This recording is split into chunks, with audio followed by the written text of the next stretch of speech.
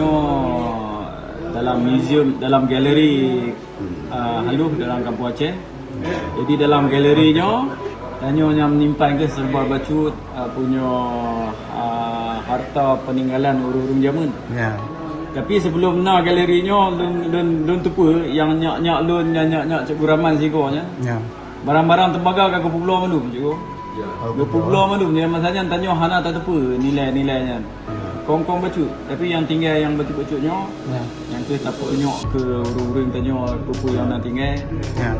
Hasil daripada Orang Aceh tanyo yang terus tanah Melayunya Ya. tahun 1890. 1890. 1890. Tanyo kerana di Malaysia nya tanah Melayunya ka 100 leher puluh tahun. Ketika kena kena dengan kamu generasi yang keput. 100 leher puluh tahun. Jadi dalam 100 leher puluh tahun nya satu perjalanan yang panjang. Jadi dalam jamun-jamun yang teka kena yang lun dipahamkan ke? Ya. Le malin-malin. Lu rumah di mana? Ulama malu.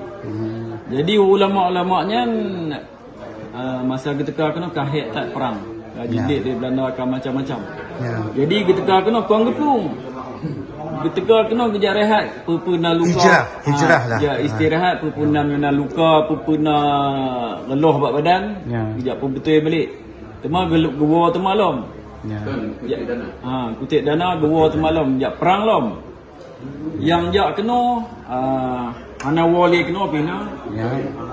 Tapi yang tinggal sini nak ke urang malim lagi Tengku Umar Rian Tengku Umar Rian yang jino na pesantren koknya di Aceh dan Solom Tengku Abdul Jalil, Tengku Irsyad, cuma yang Solom Tengku Irsyad, Tengku Indrapuri. Indrapuri ya. Indrapuri. Cikgu Jasmin. meninggal Yo, semua. baca jih ada yo Quran bajan yo. Dun padung yo. Qurannya masa lu ingat zaman lu ingat masanya pegah kamu bincang-bincang dalam 250 tahun. Ini tulisan tulisan. Boleh long cerita dari Qurannya. Teman nasabah ulama daripada Iraq, Arab, pokoknya ketika Kuala Lumpur atas satu convention. Teman gebau Arabnya kena. Ya. Gebau Arabnya kalau ni pegah Qurannya 250 tahun. Ya. 60 tahun. 60 tahun Qurannya nah. Berdasarkan pada tulisan dan bahasa yang di Qurannya lah tengok 60 pun pokoknya orang Arab lebih mahir lah kan. Ya. Jadi bukan 60 tahun. Jadi kamu ini pun pakainya apa yang buat nyangka itu 60 tahun. Ini gebau daripada Aceh. Daripada Aceh. Dari Aceh kondisi no. Oh. Asal usul daripada Aceh, sumbangan daripada Abu Syik Dian. Abu Syik Dian, Bapak Harun kecil ni. Oh. Allah ya. Alayarham. Lagi nyo. Yang sama dapat ni, sama. Nyo. Nyo pi sumbangan koknya. Semangatnya aja. Koknya runcung-runcung Aceh nyo. Yang dimui oleh pahlawan-pahlawan jamun yang disimpan dia koknya. Oh. Runcung Aceh. Runcung Aceh nama Berarti nyo yang disimpan di Abu Syik isi Lemir. Abu Syik Dian. Dian isi Lemir.